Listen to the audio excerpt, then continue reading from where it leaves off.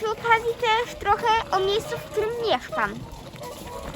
Najpierw chcę powiedzieć w ogóle, gdzie mieszkam na razie. Są takie malutkie ferie, mam przerwę od szkoły i wyjechałem na wakacje i na nich nagrywam te reportaże i teraz jestem na Onsenem i opowiem wam o moim hotelu, w którym teraz mieszkam. To jest taki dom Ainów. Ainowie to są tutejsi ludzie. Nawet nie jestem pewien, ale w nim mieszkają albo Japończycy, albo nawet Ainowie. Więc bardzo lubię taką panią, bo ona dla nas miła. Translatoruje i pisze nam różne rzeczy po polsku. Rachunki i jeszcze co będzie dzisiaj na śniadanie. I teraz przeszłem już nad onsen. Mówiłem wam chyba już wcześniej o onsenach, ale mogę opowiedzieć jeszcze raz. Onsen to jest miejsce spotkania z naturą i powinno wszystko być prawdziwe, ale niestety czasami ludzie robią nieprawdziwe rzeczy, jak to coś, to jest plastik. Widać po śrubkach i po dotyku też widać, że to jest plastik. I to jest też złączone jak plastik, więc to całe te barierki to jest plastik, ale już onsen jest prawdziwy, bo te skały są prawdziwe. I to jest taki onsen na dworze. Trochę nie jestem pewien, jak ludzie z tamtego hotelu mogą tu przejść, albo w kurtkach się ubierają, a pod spodem mają tylko jakieś drobne t-shirty, albo mocno są przygotowani, w tym sensie, że mają założone t-shirt, jakiś bluzę, a na to kurtkę i może da się przebrać, bo widzę tu półki i może jeszcze w tym też można się przebrać, jak nie chcę, żeby zobaczyli ktoście. I to jest zrobione tak, że to jest podzielone na dwie części. I tu jestem teraz w części dla mężczyzn. Tu są napisane men.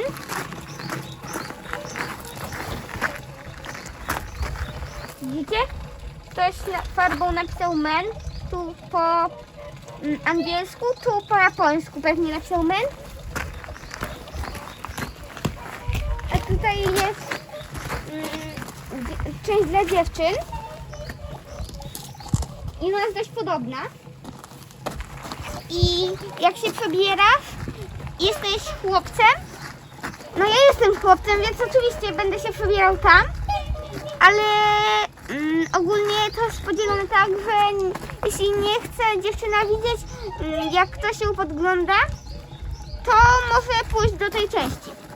A jeśli chłopiec też tego nie chce, to pójdzie do tamtej części. Onseni już mogą siebie widzieć, ale się nie chcą, nie muszą, bo tam jest skała, ale obok niej jest przejście. Mogę wam teraz pokazać. To przejście. Tu jest ta duża skała, o której wam powiedziałam, a tam jest takie malutkie przejście. Jeśli ktoś ma na przykład swoją żonę i jest chłopakiem, to tu wchodzi on, tam wchodzi ona i mogą się tam spotkać i skoro są małżeństwem albo chcą być, to mogą się tam spotkać, skoro się lubią. I teraz wam powiem trochę o tutejszym miejscu. Mogę wam pokazać, co jest najbardziej ciekawe w tym onsenie, bo jeszcze nigdy się w takim nie kąpałem, może dzisiaj się wykąpię. To, że można sobie w nim siedzieć i jak pada śnieg, to już w takim byłem, ale nigdy nie byłem w takim, że można sobie oglądać łabędzie. Tamte. I kaczki też. I to jest takie gigantyczne jeziora. Latem i wiosną to one mogą sobie pod całym pływać. Ale teraz to one są tylko w tej części, bo reszta jest zamrożona. Ale to jest bardzo trudne po tym chodzić. Widziałam, że ktoś tam robi zdjęcia na lodzie im, ale to jest ryzykowne, bo nie wiem, jak ten lód jest gruby i trzeba uważać bardzo, bo on może się w każdej chwili załamać i może wpaść do wody, a nie wiem, jak tam jest głęboko. Troska okazja, możemy nagrać onsen, bo jesteśmy jedyni w pensjonacie. Tu jest taki malutki onsen, wyjątkowo akurat wspólny dla mężczyzn i kobiet, bardziej duża łaźnia niż onsen. Zasady podstawowe są tylko dwie. Należy się dobrze umyć przed wejściem do gorącej wody i do gorącej wody nie wolno wchodzić w żadnym ubraniu kąpielowym czy innym, nie wolno moczyć ręczników, nie wolno niczego robić, co mogłoby wnieść jakiekolwiek zanieczyszczenie. Tak wygląda onsenowanie w naturze. Tuż obok jeziora, łabędzie i w tej chwili tylko ja.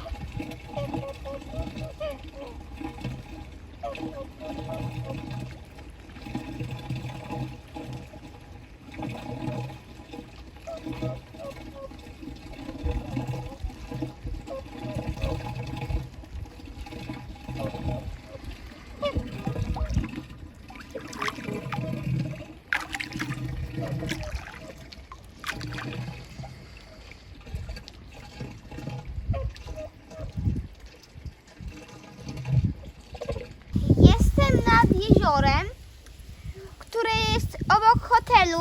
Jak mówiłem wam, wyjechałem na takie krótsze wakacje, ale o tym teraz nie będziemy gadać, bo to nie jest ważne. Teraz chcę wam trochę o tym jeziorze opowiedzieć.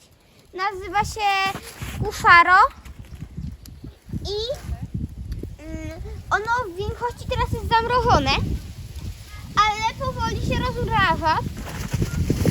I jak byliśmy w Onsenie, to widzieliśmy kawałek tego. I teraz widzimy inną stronę tego miejsca. I tu czasami zimą, ale jak jest teraz już za dużo tego nie ma, ale widziałam już parę takich. Oni to nazywają śladami Boga. To jest tak, że tam jest całe jezioro zamrożone, potem się kruszy na kawałki i takie kry lodowe i one się zderzają i zamarzają i tworzą się takie górki. I oni tutaj wierzą, że to ich Bóg chodził, oczywiście mam na myśli Ainów, że wierzą, że tu chodził ich Bóg i zostawił takie ślady. Tylko one są takie trochę jak taka malutka górka. Jak zjeżdżalnia czasami skrapia w trawach, to z dwóch stron pochyłe, a na górze nierówne trochę. I to czasami ogólnie jest tak naprawdę zawsze jak to jest to ogólnie na środku jeziora. Tworzy to różne wzorki albo po prostu linie. Ale ja widziałam już parę takich, tylko nie na jeziorze, tylko obok jeziora. Tu tak się zrobiły.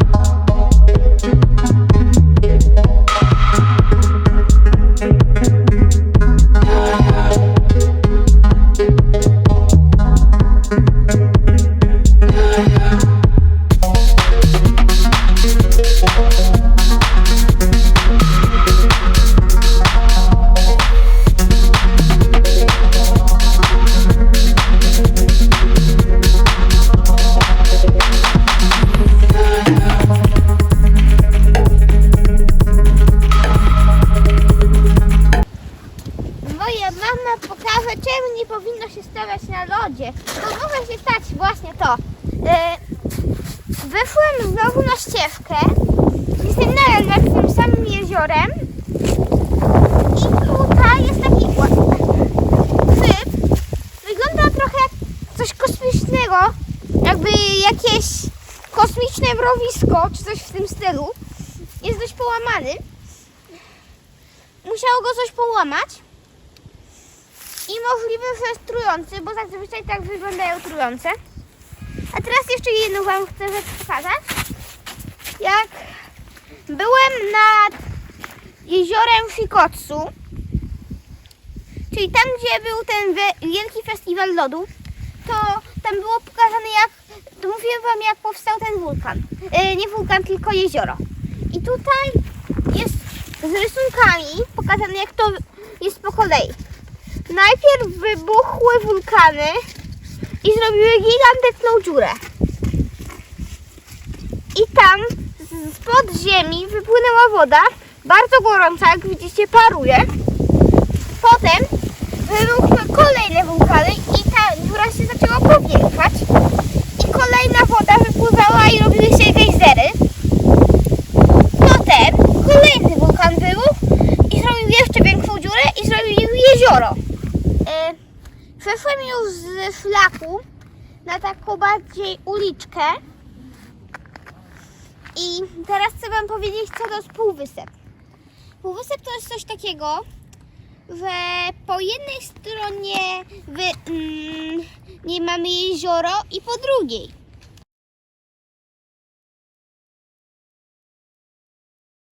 Cześć, jestem nadal nad tym samym jeziorem. Kopię teraz w dół na plaży. Dlaczego? Dlatego, że podobno jak się tu wykopie dół, to tam wpłynie bardzo ciepła woda. Tam już w niektórych jest gotowa. Jak tutaj.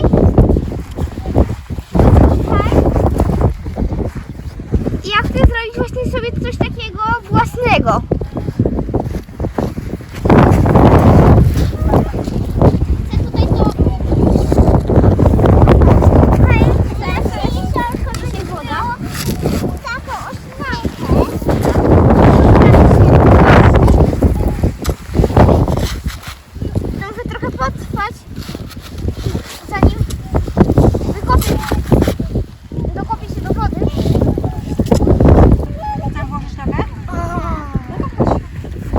Dół jest wykopany wspólnymi siłami. Mieliśmy nawet wizytatorów, którzy spytali się, czy też mogą nagrać film razem z nami, jak kopiemy dół. I Mikołaj teraz przymierza się do wygrzewania stóp. Woda jest bardzo gorąca. Pewnie dlatego, że blisko tutaj jeziora jest też dość gorąca.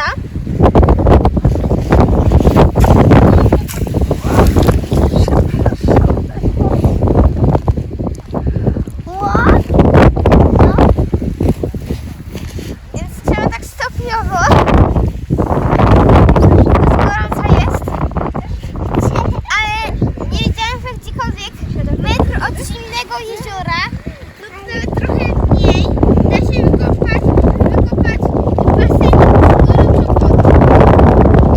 Idealna.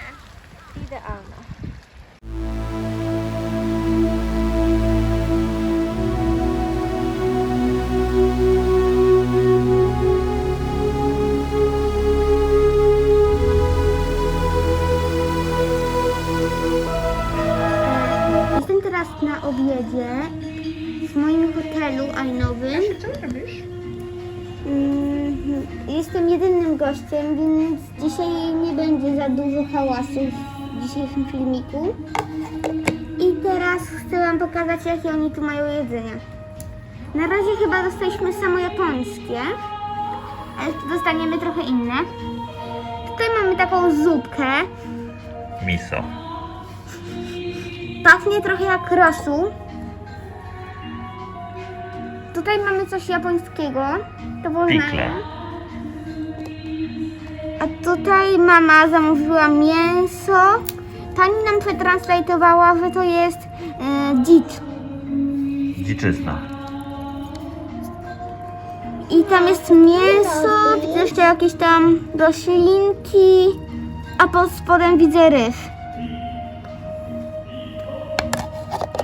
I jeszcze dostaniemy rybkę, I ziemniaki. ryż i coś, co w menu widzieliśmy, że wygląda jak ziemniaki, ale nie jesteśmy pewni, czy to są ziemniaki. I jeszcze trzecia miska będzie do tej ryby, ale nie wiem, co to jest. Mamma mia, mamma mia, mamma mia, mamma mia. Oni te ryby tutaj łowią z jeziora. Dostaliśmy też coś takiego. Tu widać, że jest jajko, przynajmniej żółtko. Czyli trzeba szybko wymieszać, żeby się Papryczka. ugotowało od gorącego dania. Jakieś mięso. Mieszamy, mieszamy. Pokazujemy, jak się robi japońskie jedzenie, jeżeli się dostaje Ryż. surowe jajko. I widzę tam już cebulę lub coś podobnego. Dajcie panią. I tam też jest jakiś, nie wiem, groszek lub coś podobnego. Dostaliśmy kolejne jedzenie, to jest chyba ryba, o której wam mówiłem. Teraz możemy ją oglądnąć.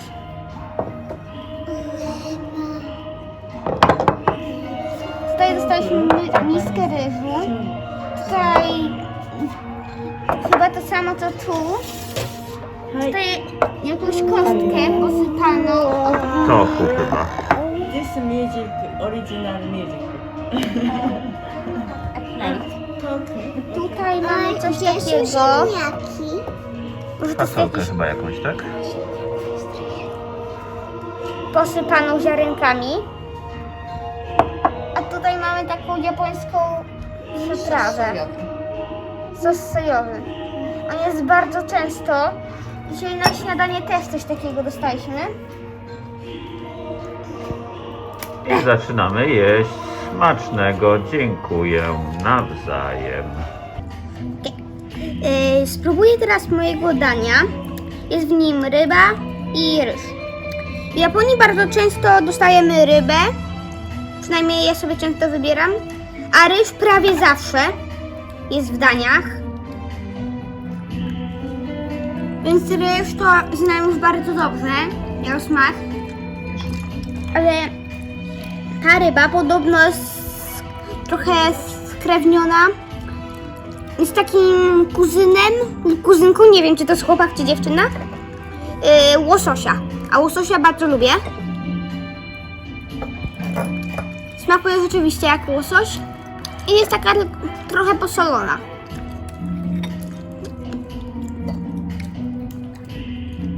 I tu w Japonii jest zasada, że nie można wbijać, w ogóle wbijanie pałeczek w jedzenie to jest, nie można po prostu, bo wtedy już tego jedzenia, które wbijesz na pałeczki, nie można zjeść.